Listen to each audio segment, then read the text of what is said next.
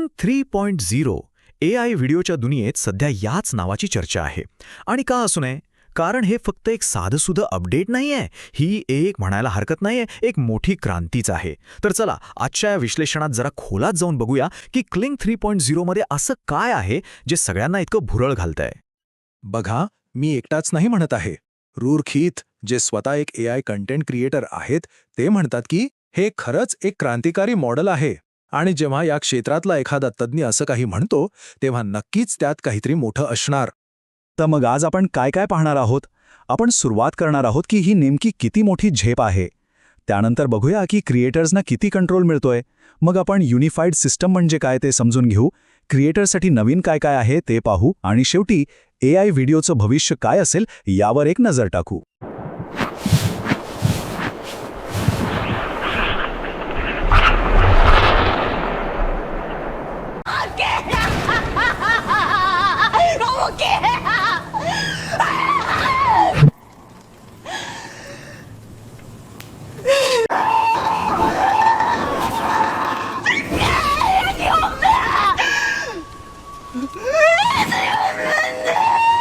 चला तर मग आपल्या पहिल्या मुद्द्यापासून सुरुवात करूया.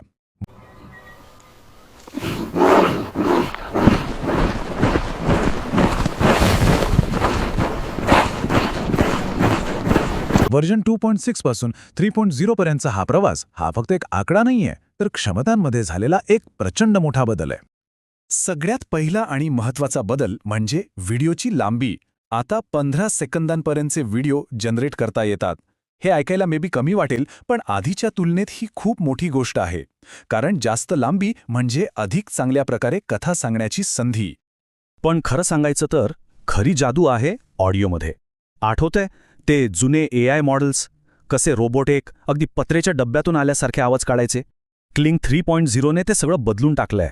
आता विचार करा, वेगवेगळ्या बोलीभाषा, वेगवेगळ्या ॲक्सेंट्स, इतकंच नाही तर वेगवेगळ्या भाषांमध्ये अगदी हुबेहूब लिपसिंगसह संवाद साधता येतोय. म्हणजे कमालच आहे. ठीक आहे, आता आपण दुसऱ्या भागाकडे वळूया, जो आहे क्रिएटिव्ह कंट्रोलबद्दल. इथे गोष्ट पूर्णपणे बदलते. आता क्रिएटर्स फक्त प्रॉम्प्ट्स देणारे राहिलेले नाहीयेत, तर ते खऱ्या अर्थाने डायरेक्टर बनले आहेत. म्हणजे काय?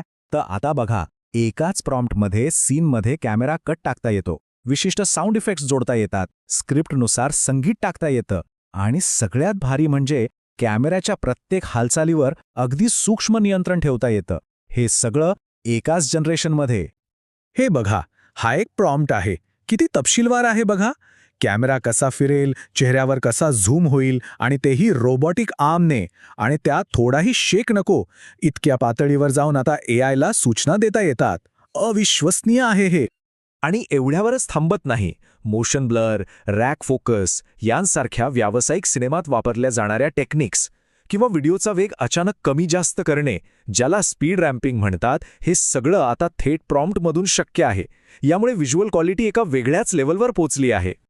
तर मग प्रश्न पडतो की हे सगळं शक्य कसं होतं? तर त्यासाठी आपल्याला तिसरा भाग समजून घ्यावा लागेल. हे फक्त काही नवीन फीचर्स जोडलेले नाहीत, तर याच्या मुळाशी म्हणजे याच्या आर्किटेक्चरमध्येच एक मोठा बदल करण्यात आला आहे. या बदलाला म्हणतात युनिफाईड सिस्टम.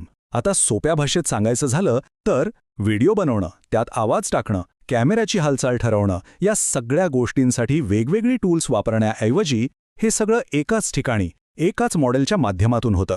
त्यामुळे कामात एक संधता येते. क्लिंग 3.0 काही एका रात्रीत तयार झालेलं नाही. याची पायाभरणी आधीच झाली होती.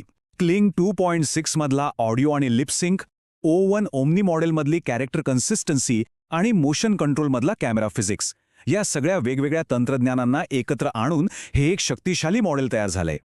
चला आता आपण चौथ्या भागात आलो आहोत. या सगळ्या तांत्रिक गोष्टींचा क्रिएटर्ससाठी आणि व्यवसायांसाठी नेमका काय आणि कसा उपयोग होतो ते आता पाहूया.